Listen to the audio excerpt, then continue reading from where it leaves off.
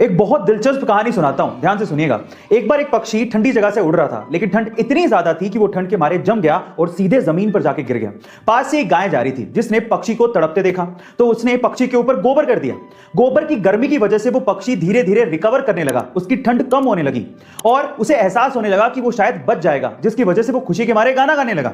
पर उसके गाने को गलती से किसी बिल्ली ने सुन लिया। बिल्ली ने देखा कि आवाज कहां से आ रही है, तब उसे समझ में आया कि गोबर में एक पक्षी है जो गा रहा है, तो उसने गोबर से पक्षी को बाहर निकाला और खा गया। अब इस स्टोरी का मोरल क्या है, ध्यान से सुनिएगा। पहला, जरूरी नहीं है कि जो आप पे गोबर करे या आपको कष्ट दे वो आपका दुश्मन है।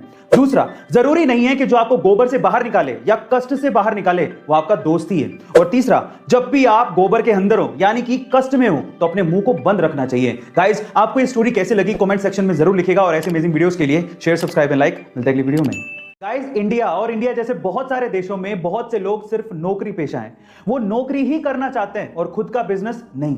क्या वो रिस्क उठाने से डरते हैं? नहीं, ये रीजन नहीं है। तो फिर रीजन क्या है? वो बताया जैकमा ने। एक बार जैकमा ने कहा कि अगर किसी बंदर के सामने 1 दर्जन केले और 1 लाख रुपए रख दें तो वो 1 दर्जन केले ही उठाएगा, 1 लाख रुपए नहीं, क्योंकि उसे पता ही नहीं है कि 1 लाख रुपए से वो बहुत सारे केले खरीद सकता है।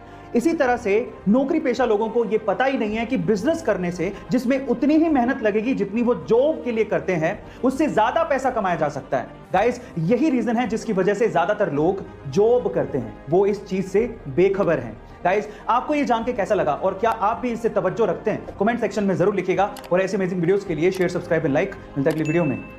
अगर मैं आपसे कहूं कि अगर आपको अपनी किस्मत बदलनी है तो ये बनियान पहन लो, या फिर अगर मैं आपसे कहूं कि अगर आपको अपना दिमाग तेज करना है तो ये टॉफी खा लो, तो आप मुझ पे हंसेंगे।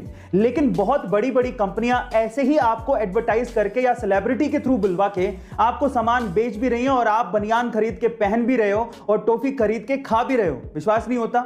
लक्स कोजी, अपना लक पहन के चलो, ऐसे कह के वो बनियान को लक से जोड़ रहे हैं। लक्स कोजी, अपना लक पहन के चलो बाबा।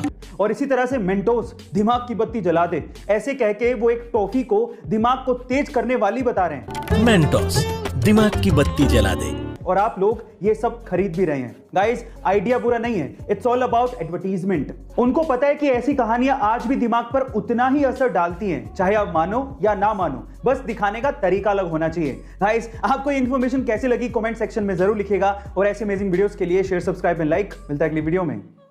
अगर आप डॉग लवर्स हैं तो आपको ये पता ही होगा कि डॉग्स कितने समझदार होते हैं। और कुछ ऐसा ही नजारा कोलंबिया में एक जगह पर देखने को मिला, जहां पर एक डॉग एक स्टोर पे कस्टमर्स को पैसे देके कुकीज खरीदते देखता था।